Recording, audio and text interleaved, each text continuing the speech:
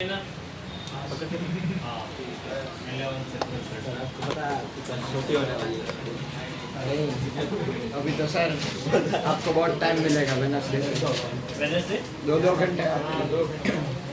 अरे अपन है ना ऑप्टिक्स दिवाली से पहले ऑप्टिक्स इंटरमिनेंट खत्म। पंकज सर को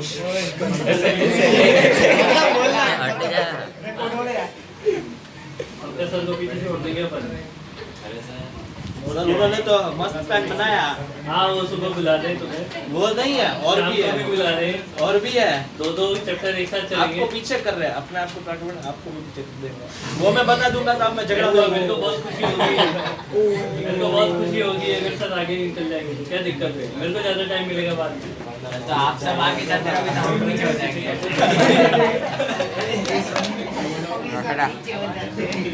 अभी मैं नीचे आ जाता हूँ।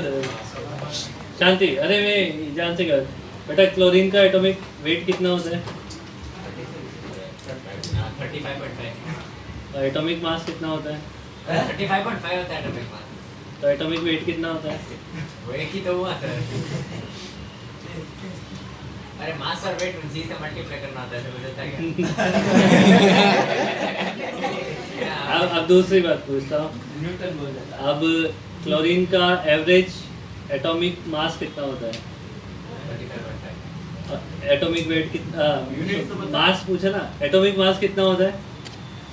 35 36 दोनों होता है। और एवरेज एटॉमिक मास कितना होता है? 35 और 37 होता है। 37 आइसोटोप का एवरेज आइसोटोप का एवरेज होता है। कौन सा आइसोटोप होता है? वो होता है 35 का होता है। नहीं, एवरेज एटॉमिक मास कितना हुआ? और एटॉमिक मास कितना हुआ? वो तो आइसोटोप 35 होगा, 35 ना, इसलिए इस बात का क्या ए हमारा फ्रैक्शन में आ सकता है? आ सकता है ना। आपको आएगा ही ऑब्वियसली। आएगा ऑब्वियसली। अब देख ए का क्या होता है? Number of proton plus number of neutron, fraction में आ जाएगा। एक्चुअली ये वो इंडिकेट करना आता है उसका। क्या इनकी पागल हो गया कि तो ये मास नंबर है। ये मास नंबर है, वो मास नहीं है। ये आइसोटोप एक है। तो मैंने क्या पूछा था, क्या ए फ्रैक्शन में आ सकता है? मैंने क्या बोला? आ सकता है सर।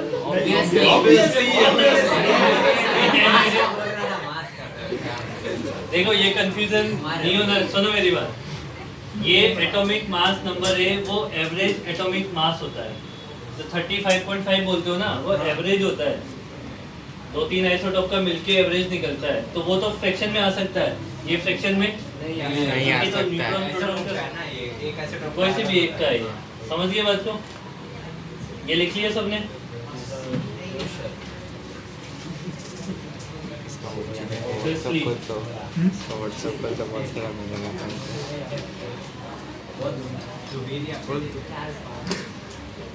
भड़क जाता है। पीयूष उसको याद दिला देना बेटा, लिखना भी होता है। मतलब गिरा हूं क्या मारता भी कैसे ऐसे प्यार से।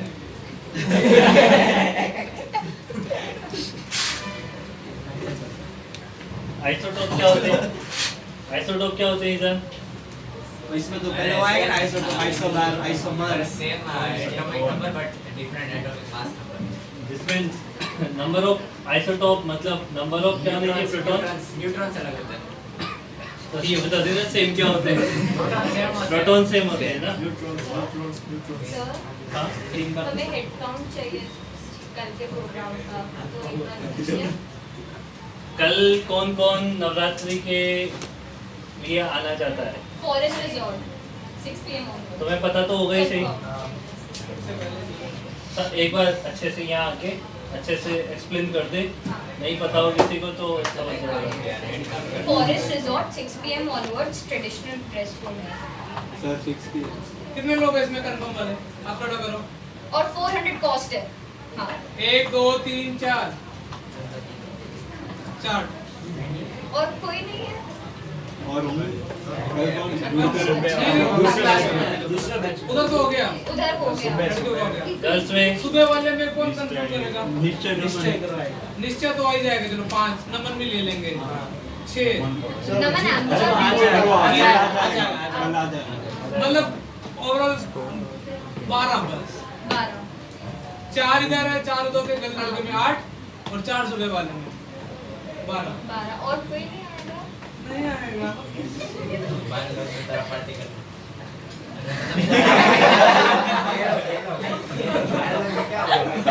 12 नहीं, 12 तो ये भी होंगे, 12 15 6 7। हाँ तू नहीं आएगा, तू देख तो ले मेरा खड़ा करके। आ ही नहीं सकता, आ सकता होता दो पैर से ऐसा अरे नहीं मतलब ऐसे अवेलेबल है। ओ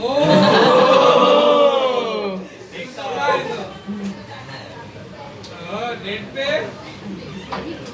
इसको कॉल लेके जाए।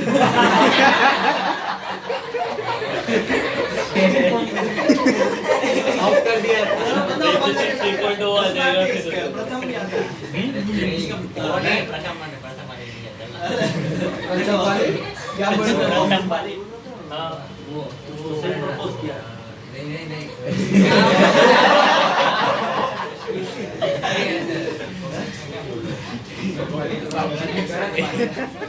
हाँ गलत बात है भाई।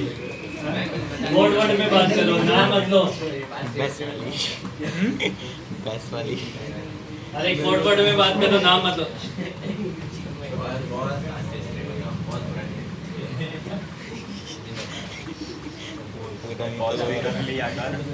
पॉज कर लिया था। कुछ नहीं किया था। अरे उनका नाम लिया था, पॉज कर दिया था। जल्दी से लिख लेते हैं भैया ना ये अपने को पता ही है। इनका टूल से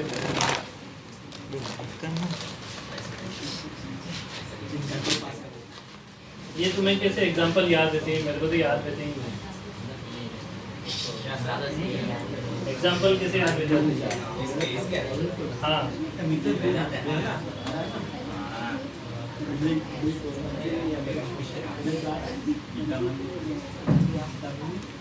इसमें एक उसका पता आगे नहीं पता ऐसे तो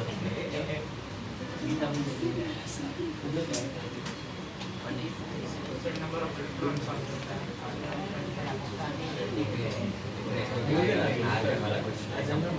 ऐसे बात है। अरे गाड़ी हो जाएगा। काजू किशमिश जो काजू एक उल्टा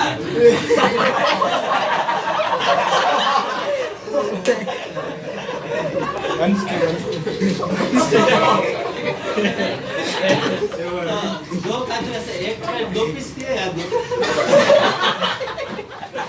ऐसे तो हो गया।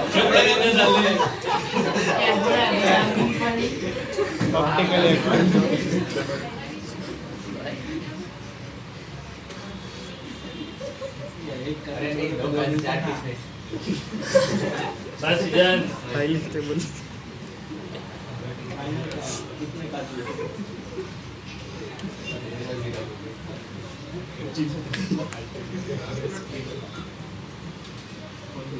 ये लिख लो, एग्जांपल अपने को आने चाहिए बस। और क्या है 1 AMU कितना होता है भाई? 1 AMU या फिर इसे 1U भी लिखा जाता है। ये होता है 1/12 मास ऑफ C612 एटम। ठीक है, कैलकुलेशन वगैरह तो नहीं बता रहा हूँ। वो 1 AMU इक्वल टू किसके बराबर हो जाएगा? 1.67 इंटू 10⁻⁻27 kg के बराबर, यानी mass of approximately mass of proton के बराबर हो जाएगा। ठीक है, इधर mass of proton mass of neutron same लेना होता है, लगभग सेम लेना होता है, पर AMU में सेम नहीं लेना होता है। ग्राम में सेम है। हाँ kg ग्राम में सेम ले लो, पर AMU में सेम नहीं लेना है। ठीक है,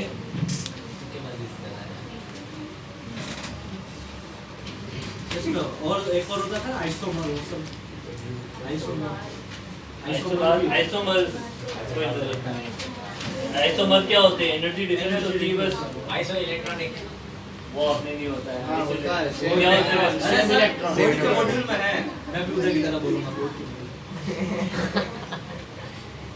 अच्छा, अगर आपको ऐसे दे रखा हो कि x z a, तो इसका मास कितना होगा? मास ऑफ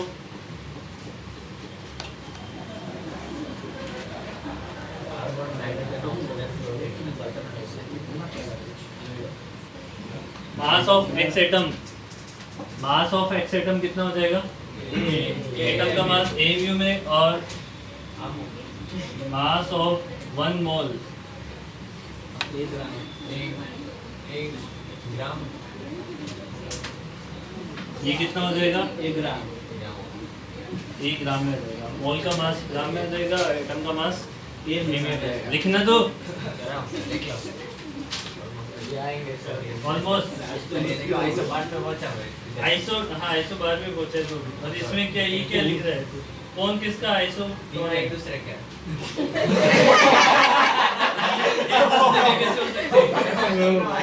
नहीं पर 3 एक दूसरे के कैसे आइसो हो सकते हैं? देखो जरा क्या देखो? तीनों एक दूसरे ये के इसका बीच आगे लिखा मैंने। सही तो बोल रहे हो सर मारो लिख रहा हूं कौन किसका आइसोटोन है? ये इसका है, यही आइसोटोन्स आइसोटोन्स हां आइसोटोन्स देख ले टोन्स मेरे को तो पूरा दिख रहा है वो आइसोटोप है। आइसोटोप है तो टोन आइसोटोप के देख ना हाँ तो आइसोटोन में आइसोटोन है क्या मत देख या सी और एन तीनों आइसोटोन है उसमें बीच में सेमीकोलन नहीं नहीं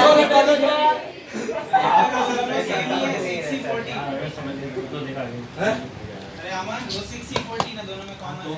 तो इसीलिए तीनों आइसोटोन सी वन एक दूसरे का तो एक कम लिखा है ना मतलब कॉमन का समझ है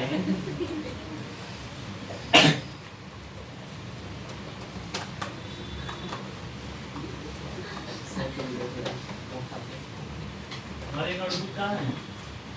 अच्छा तुम ऊपर का भी देखना था। देख लिया उसने ऊपर का, नीचे का देखने दे। लिख लिया ये रेडियस रेडियस रेडियस और डेंसिटी। डेंसिटी तो कांस्टेंट होती है। डेंसिटी तो कांस्टेंट ही होती है, radius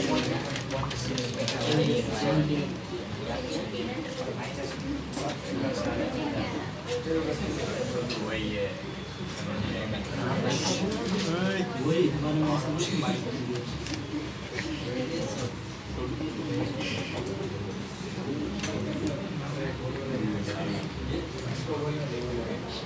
R equal to R naught A की पावर 1/3 हो जाएगा। आर नॉट क्या है यहाँ पे कांस्टेंट? आर नॉट की वैल्यू क्या थी? 1.1 इंटू 10 टू पावर 1.1 ही है ना? नहीं है राइट बोल हाँ नहीं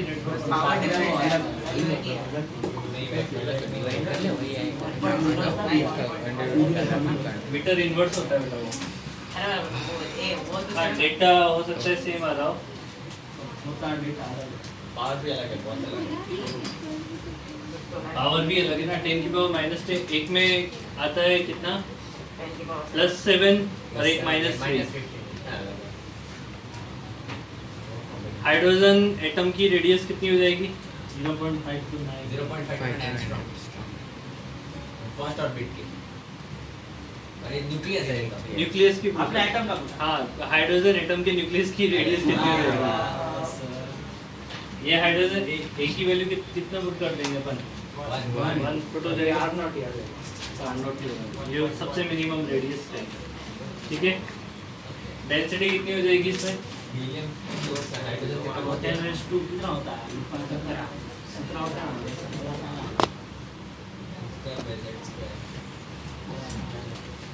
डेंसिटी का फॉर्मूला क्या लिखोगे? मास बाई वॉल्यूम है ना। मास को क्या लिख दोगे? Mass of proton multiply capital A divided by volume को क्या लिख दोगे? 4/3 पाई r क्यूब। r की वैल्यू क्या पुट कर दोगे यहाँ से? ओ ऐसा हुआ एक आर्क्यूट हो जाए ऐसे करके ये सोच के बनाया हुआ सर ये ऐसे ही डिराइव हुआ है क्या वो एक ये पता नहीं मेरे को कैसे डिराइव हुआ है। तो ये तो कांस्टेंट आ गया ना पूरा। करने के लिए क्यों कैसे आ जाएगा और फोटो निकाला तो ये कितना था? 2.99 इंटू 10 टू पावर 17 kg पर मीटर। कौन गुब्बारे फोड़ रहा है? सब तो ये लोग खाली बैठे हैं ऐसे ही हाँ तुम्हें देखेंगे। बेटा इज्जत होगी तो शर्म आएगी ना, तुम्हारी तो इज्जत ही नहीं है। और क्या, पूरे वैरायटी में बदनाम हो तुम। साथ में बद भी है।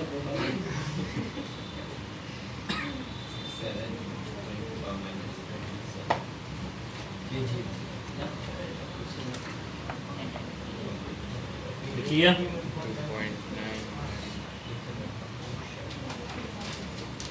तो इसमें ग्राम को ऐसे यूनिट क्यों नहीं मारा है? सब में किलो किलो नहीं है तो क्यों किलो है? वो तो दून से और डेंसिटी में नहीं ऐसे तो? जनरल में केजी क्यों ऐसा यूनिट मारा? केजी को में यूनिट माना, ये तो वो स्टैंडर्ड होनी थी क्लास 11 में, वो होती है 1 केजी की डेफिनेशन। ये कुछ तो मानना ही होता ना। ग्राम की क्यों नहीं की? इधर तेरा वेट क्या है? केजी में ग्राम में नहीं, तेरा वेट क्या है? 65,000 है।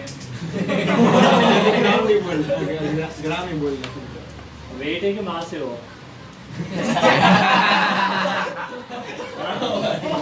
मास है हाँ, मास है। मैंने वेट पूछा। 6 लाख न्यूटन ग्राम। जरा न्यूटन नहीं है। 6 में आता है न्यूटन।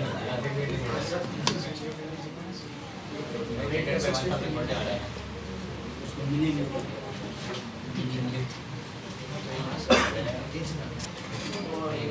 डेंसिटी ऑफ न्यूक्लियस, यहाँ पे क्या लिखेंगे? Density of nucleus is independent from atomic mass number. Sir हाँ, density of nucleus is independent from atomic mass number. ये लाइन लिख लेना नीचे।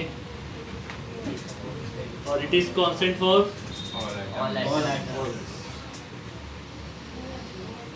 Nuclear force. क्या होता है भाई न्यूक्लियर फोर्स? तुम कंप्लीट करो पहले।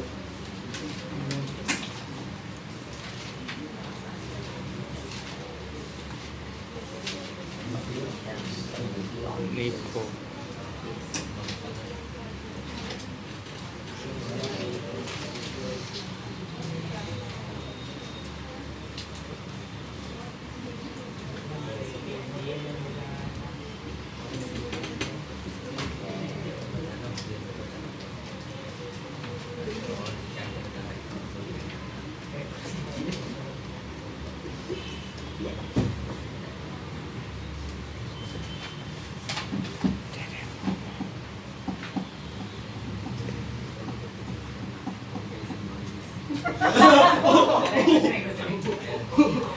फालतू बात। ऐसा ये कुछ भी बता सकता है। पता चलेगा ये रीजन किसमें है।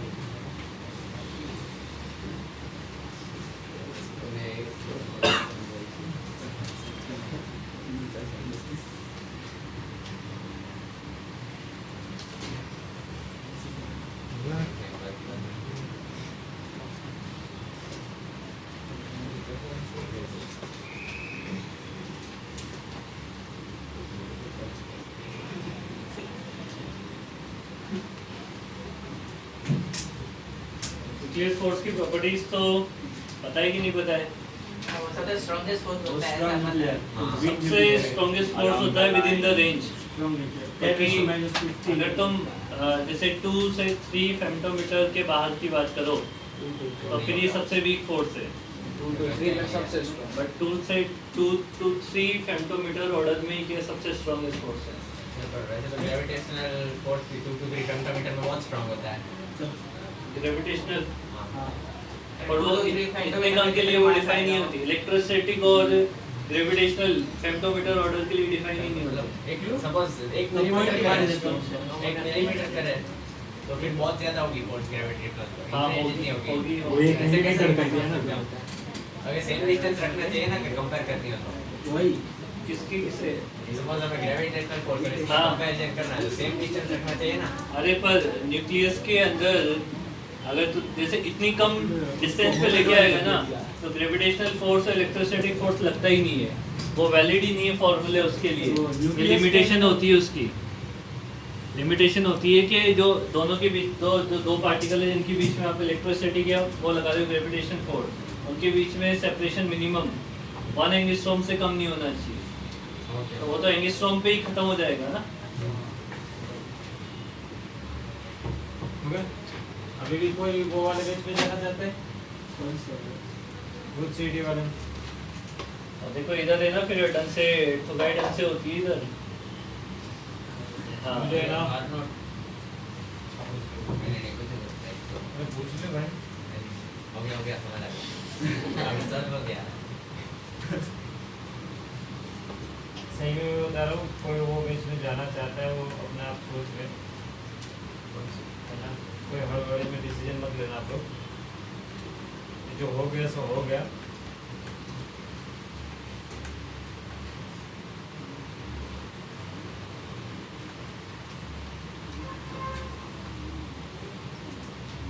सबको इसमें ही रहना है।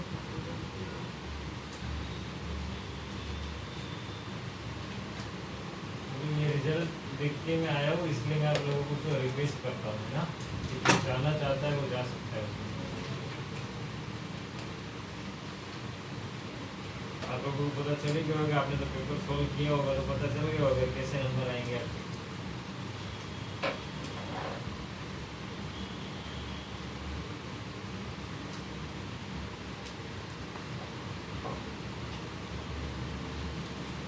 कृष्णा तो हमारे कंटिन्यू करो, हम आगे हैं। सर तेरे तो 10 10 20 ही नंबर है। वो मैंने दिए, आपने दिए। तो करो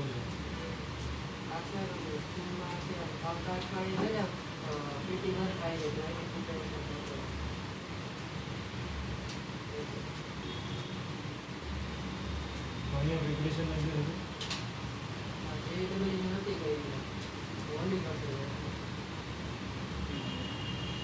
उनको नहीं खींची सके એટલા માટે તને કહીએ।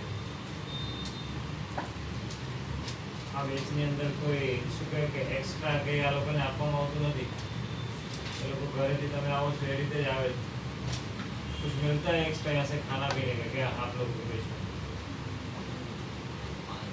कुछ एक्टिविटी होती है क्या? नहीं होती ना, दोनों बेच सेम ही है, आपके लेवल के अकॉर्डिंग वो डिवाइड किया है ना, तो एटलीस्ट वो मान लो आप लोग। कोई गुस्सा नहीं करेगा आप पे, कोई कुछ नहीं बोलेगा, एटलीस्ट आप अपने हिसाब से डिसीजन ले रहे हो, वो सही डिसीजन है। बहुत गंदे नंबर आए, मैं एक का मतलब बोल नहीं सकता नंबर, ठीक है।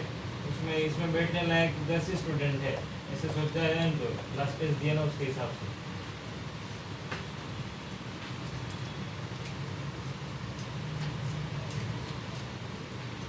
डिमोटिवेट नहीं करना चाहता किसी को मैं, पर आप अपने हिसाब से देख लो, फिर एंड में ना यहीं के नहीं रहोगे, कहीं के नहीं रहोगे।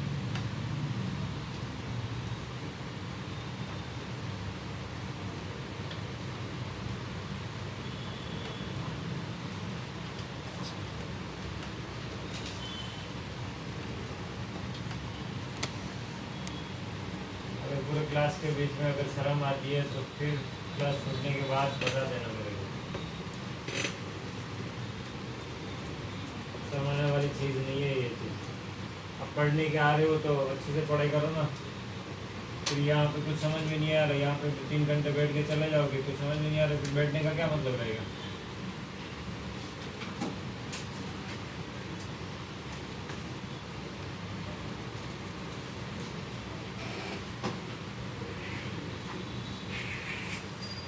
आप लोगों की वजह से टीचर पे भी डाउट होने लगा है अब तो, मेरे को पढ़ाने का आता ही नहीं है क्या, पर आप लोगों को पढ़ना ही नहीं है,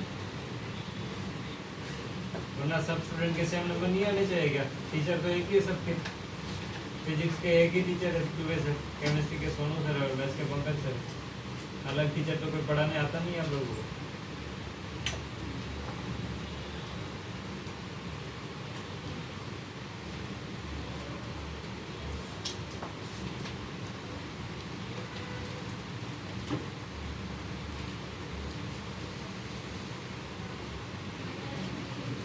जिसको भी शर्म आती हो वो बता देना मेरे को, ठीक है। और वो बेच में चले जाओ, रिक्वेस्ट है आपका, हाथ जोड़ के रिक्वेस्ट करता है ना, नहीं समझ में आ रहा है तो प्लीज़ उसमें चले जाओ। तो ये दिमाग का दही मत करो, आपका हमारा नहीं।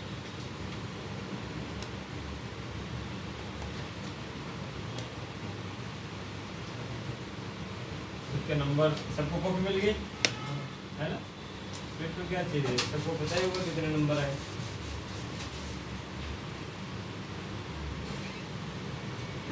सोच लो है ना, आज के दिन का टाइम है आपके पास।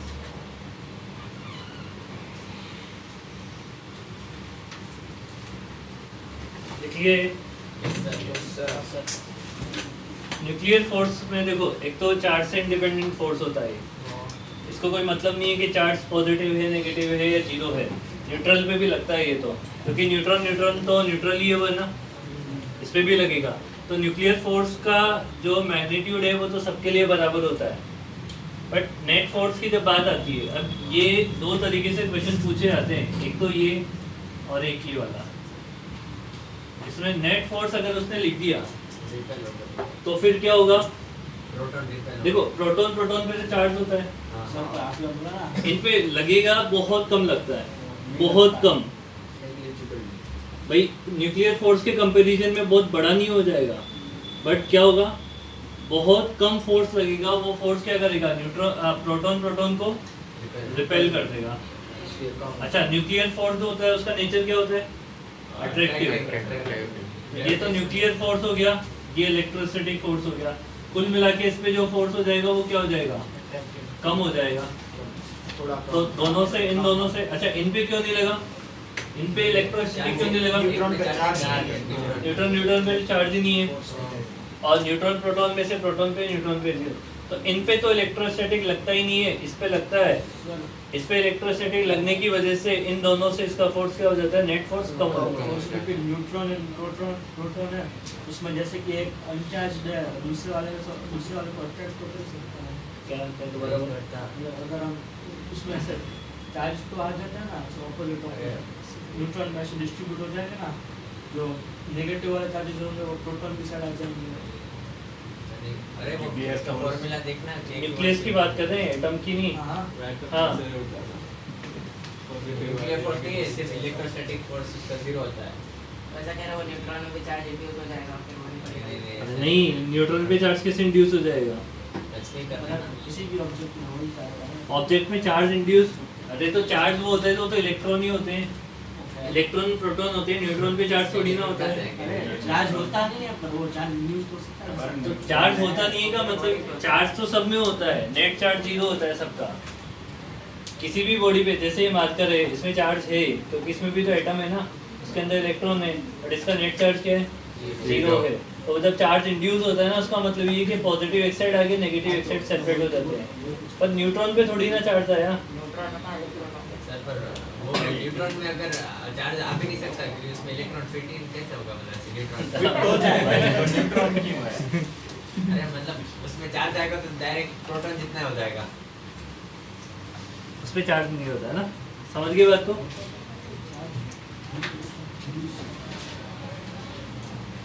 ये लिखो फटाफट से, स्टेबिलिटी बेल्ट समझाते हैं।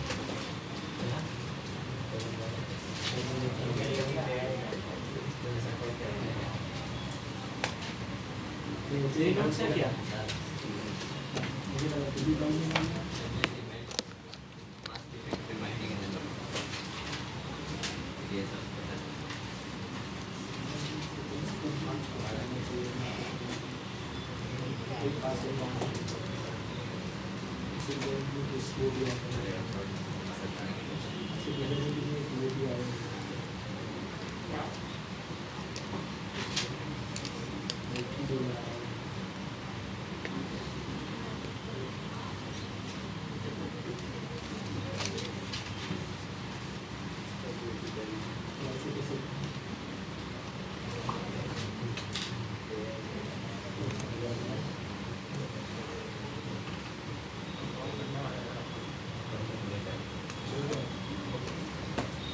मत करो ना, ये बोर्ड में होता है ना स्टेबिलिटी।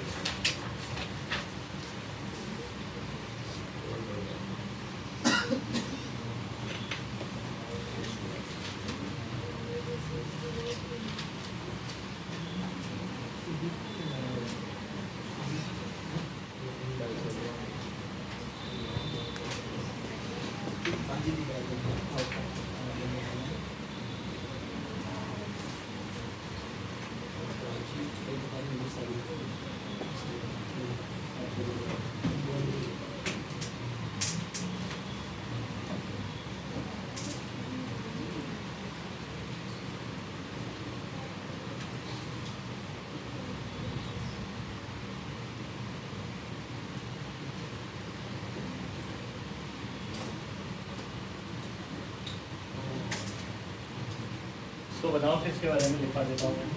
हाँ मतलब इसीलिए सब है ना ज़्यादा एटॉमिक नंबर जाता है ज़्यादा वो बहुत ज़्यादा न्यूट्रॉन्स हो जाता है हाँ मतलब 100 हो जाता है 120 इतना हो जाता है अनस्टेबल हो जाते हैं, फिर ज़्यादा न्यूट्रॉन की वजह से अनस्टेबिलिटी आ जाती है। इसमें देखो नंबर ऑफ न्यूट्रॉन और नंबर ऑफ प्रोटॉन के बीच में ग्राफ प्लॉट करेंगे तो क्या होगा, ये जो डॉटेड लाइन है वो तो 45 डिग्री वाली है, इस पे एन और जेड की वैल्यू 1 होती है। एन मतलब नंबर ऑफ न्यूट्रॉन हो गए, जेड मतलब नंबर ऑफ प्रोटॉन हो गए। ये लाइट न्यूक्लियाई के लिए भी होता है, लाइट न्यूक्लियाई के लिए एन और जेड बराबर होते हैं। हाँ ठीक है, देखो लाइट न्यूक्लियाई मतलब एटॉमिक नंबर क्या होना चाहिए इनका कम, तो ये जो लाइट न्यूक्लियाई वाला रीजन है वो नीचे होगा। ये जेड क्या है, नंबर ऑफ प्रोटॉन, और ए माइनस जेड क्या होते हैं, नंबर ऑफ न्यूट्रॉन। तो ये ऐसे मत देखना कि बराबर कैसे हुआ, अबे ये इक्वेशन वाइज मत देखना। ये मैंने क्या लिखा है, जेड मतलब क्या रिप्रेजेंट करने का तरीका है ये। अच्छा आप आजा से कर दीजिए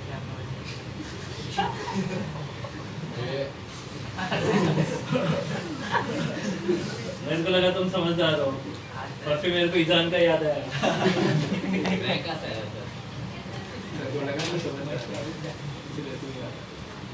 मेरे को लगा तू समझदार है। अरे हाँ अभी ये और चीजें इसमें लिख लो, ये लाइट न्यूक्लियाई के लिए होता है,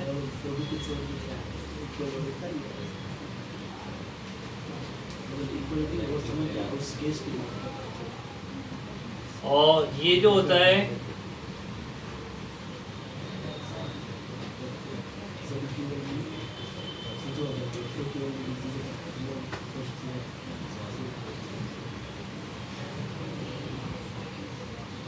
हैवी न्यूक्लियाई के लिए होता है।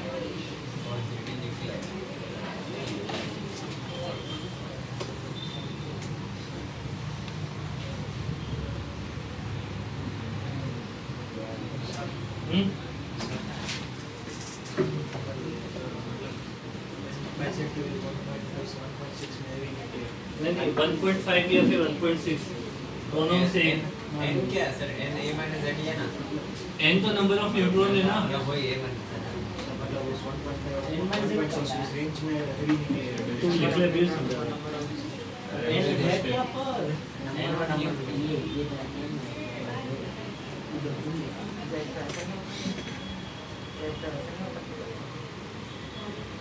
जेड का एटॉमिक नंबर होता है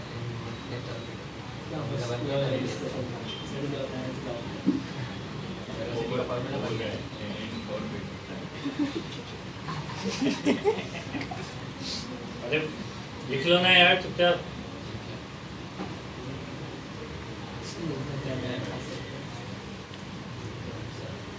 क्या विक्रम सब कहाँ से आ रहा है?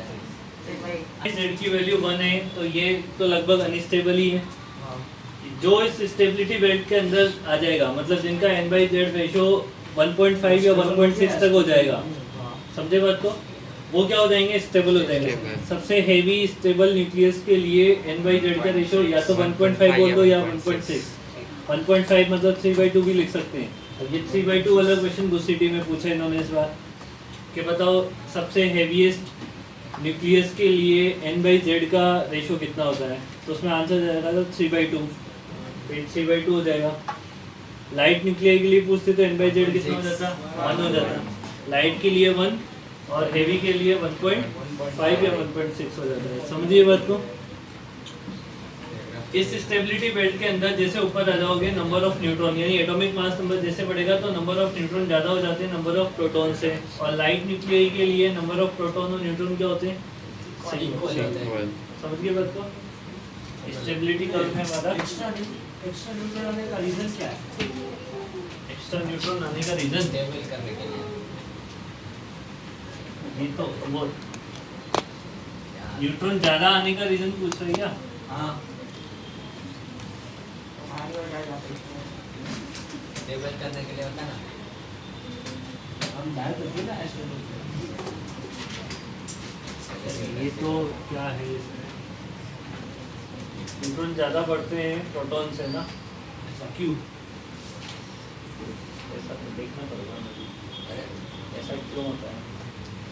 बस केवल मैं बोलूँ हाँ गेस करता हूँ क्योंकि अगर प्रोटॉन्स बहुत ज़्यादा हो गए तो फिर बहुत इंटरमॉलिक्यूलर रिपल्शन होगा, इसलिए अनस्टेबल हो जाएगा न्यूक्लियस।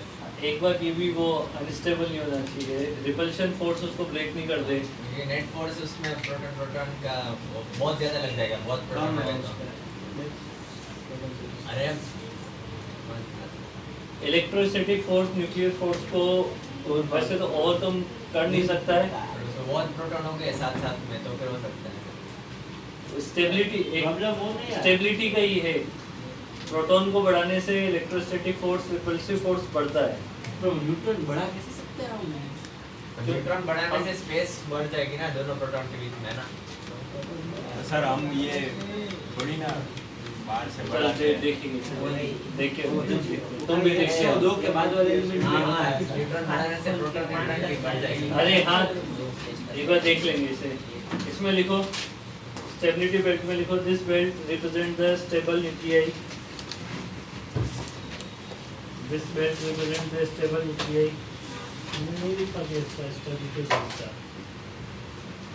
लिखो, तुम्हें नहीं लिखा है क्या? आपने 2 पॉइंट ही लिखा है। हाँ कि हाँ वो है लाइट के लिए। अच्छा वो भी ठीक है, एक ही बात है। For light stable nuclei the number of for light nuclei the ratio of n/z equal to 1। Light stable nuclei लिखना ना।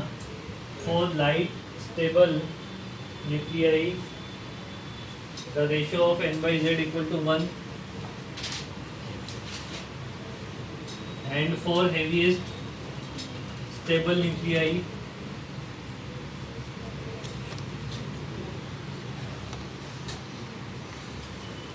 n/z equal to 1.5 और 1.6।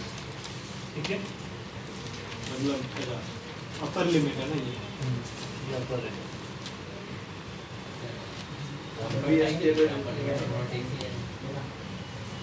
अरे मेरे नोट्स में तो 1.6 ही लिखवाता हूँ मैं। उस सिटी में पूछा है 3/2 देखे, इसलिए आप भी पर मैंने कहा 1.5 भी होगा। उसके आसपास वाली 1.5 से हाँ नहीं, हाँ 1.61 पर बाई चांस किसी को कंफ्यूजन रहे। हाँ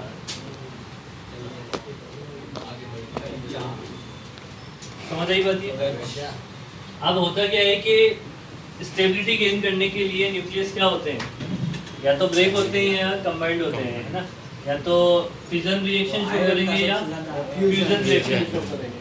फ्यूजन कौन रिएक्शन शो करेंगे? जिनका एटॉमिक मास नंबर कम है और वो स्टेबिलिटी बेल्ट में आना चाहते हैं, जिनके लिए नंबर ऑफ न्यूट्रॉन प्रोटॉन बराबर है, तो वो स्टेबिलिटी बेल्ट में आने के लिए ये रेशियो मेंटेन होगा उनका। समझे बात को? यानी 1.n/z की वैल्यू 1 से इधर होनी चाहिए, मतलब बढ़ जानी चाहिए, इधर बढ़ जानी चाहिए। समझ के बात को? तो लाइट न्यूक्लियाई तो क्या होंगे? फ्यूज हो जाएंगे, है ना, कंबाइंड हो जाएंगे।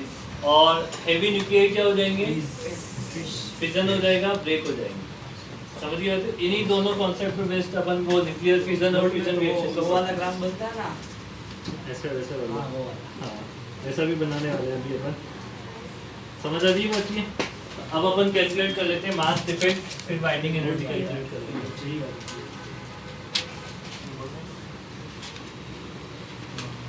आयरन का कुछ ज़्यादा होता है। मास डिफेक्ट कैलकुलेट करना है। देखो अभी यहाँ पे ना 2 टाइप के मास होते हैं, एक थ्योरेटिकल मास होता है और एक क्या होता है हमारा प्रैक्टिकल मास। थ्योरेटिकल मास का मतलब ये है कि इसमें जितने प्रोटॉन है और जितने न्यूट्रॉन है उनके मास को आप ऐड करके बनाओ। तो थ्योरेटिकल मास को कैसे लिखेंगे? Number of proton multiply proton का mass plus number of neutron multiply number of mass of neutron. ये तो हो गया थ्योरेटिकल मास। और प्रैक्टिकल मास तो जो दिया जाता है वो भाई प्रैक्टिकली जो भी होगा और A into M फ्री होता है। क्या होता है? A into M भी। इसको मैं एम प्रैक्टिकल लिख लेता हूँ। समझ रही है? A भी होता है ना। कितना प्रैक्टिकल है, प्रोटॉन नहीं है। उसका मास नहीं है तो कैलकुलेशन करके बता रहा है मेरे को। उसमें MP अरे वो बोल रहा है MP और MN को इक्वल कर दो तो वो AM हो जाएगा। तो प्रैक्टिकल मास को MP तो न्यूट्रॉन के मास को अलग गिनना है कि नहीं गिनना है? किसके मास को? न्यूट्रॉन और प्रोटॉन के मास को। न्यूट्रॉन और प्रोटॉन के मास को एएमयू में कैलकुलेशन होगी ना बेटा, न्यूक्लियस के अंदर चले गए तो अलग एएमयू में कैलकुलेशन होती है तो गिनना पड़ता है इनका मास, ठीक है। या तो ये तरीका है, अब यहाँ पे इन दोनों में से जो आपका थ्योरेटिकल मास होता है वो ज़्यादा होता है प्रैक्टिकल मास से। थ्योरेटिकल मास जो होता है भाई होता क्या है कि अगर आप देखो ना तो थ्योरेटिकल मास ज़्यादा है, प्रैक्टिकल मास कम है। प्रैक्टिकल मास कम क्यों है? क्योंकि जब न्यूक्लियस फॉर्म हो रहा है प्रोटॉन और न्यूट्रॉन को मिलाने से, तो स्टेबिलिटी के लिए कुछ ना कुछ जो मास है वो बाहर निकल जाता है एनर्जी की फॉर्म में, तो मास क्या हो जाता है? कम हो जाता है, एनर्जी रिलीज हो जाती है, तो सिस्टम क्या हो जाता है? स्टेबल फॉर्म हो जाता है। समझे बात को? तो थ्योरेटिकल मास जो होता है वो ज़्यादा होता है प्रैक्टिकल मास से। एक दूसरा तरीका भी है न्यूक्लियस के मास निकालने का। न्यूक्लियस का मास एक और कैसे निकाल सकते हैं? अगर एटम का मास पता हो तो उसमें से किसका माइनस करते हैं? इलेक्ट्रॉन का मास माइनस करते हैं। समझे बात को? तो पहले डेल्टा एम निकाल लेते हैं। डेल्टा एम जो होता है वो क्या होगा? थ्योरेटिकल मास माइनस प्रैक्टिकल मास,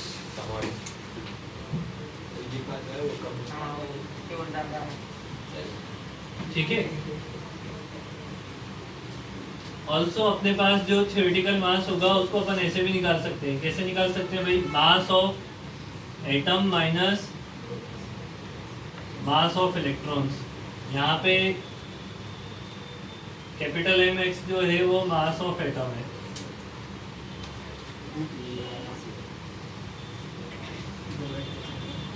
समझे बात को? नींद कैसे आ रही तेरे को? रात को गरबा खेलने गया था है ना? नहीं पर सो गया तो कितनी बजे? 2-3 बजे? कितनी बजे? अभी तो नींद आ रही है सर, लेकिन 9 बजे हाँ 9 बजे 9 बजे उठा था सुबह। 9 बजे हाँ कितना ज्यादा है? कितने बजे उठता है? 6 बजे नहीं 6 बजे संडे को 6 बजे उठ जाता है तो क्या करता है? 8 बजे बोला था। हाँ वही तो। अरे अभी 6 बजे उठ रहा हूँ, पता नींद ही नहीं आती मुझे। मैं सोने की कोशिश करता तो नहीं आती। किसके टाइम रूपाली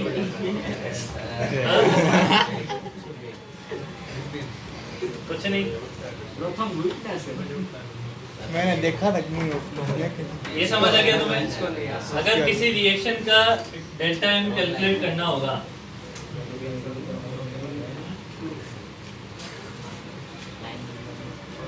अगर तुम्हें किसी रिएक्शन का डेल्टा एम कैलकुलेट करना होगा तो फिर डेल्टा एम लिखा जाता है mass of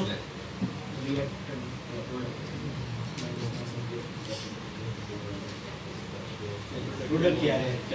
minus mass of product. अब ये किसके मास की बात कर रहा हूँ मैं? सर प्रैक्टिकल मास ज्यादा होता है ना? हाँ नहीं, थ्योरेटिकल ज़्यादा होता है।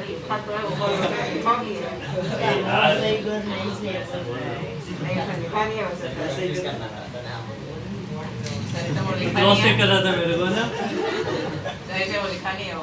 बहुत टिकाता था। इसमें उसी का भलाई है यार, दोस्त है पर उसी की भलाई है। जैसे तेरे को दिख जाए ना लिख नहीं रहा है तो तू बैठा कर यार उसके बाद। हाँ ये तो मैं तो आ ही देता हूँ बार बार। क्या और इसमें भी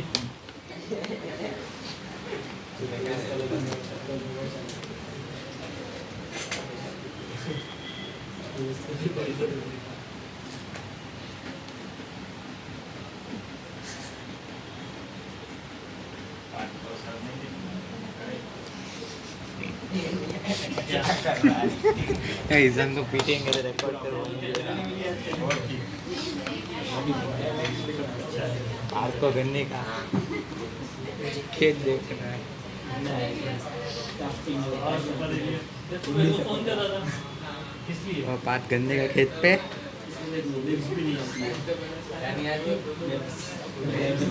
देख इसमें मैंने को मैसेज किया था।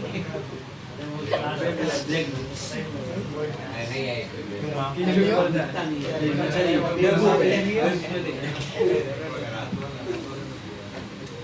ग्रीन में आएगी लिख लिया गया? नहीं सर प्रोजेक्शन एक्टिव भाई